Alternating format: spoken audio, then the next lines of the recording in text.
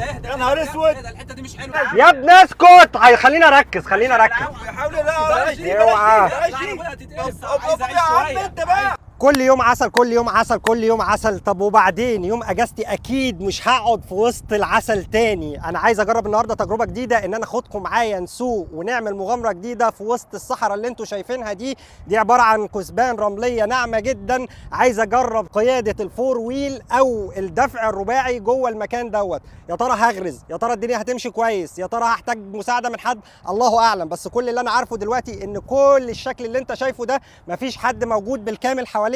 اقرب طريق لينا بعد 10 دقائق بالظبط احنا موجودين على مكان في الاسفلت، وهنخش الصحراء والرمله دي دلوقتي.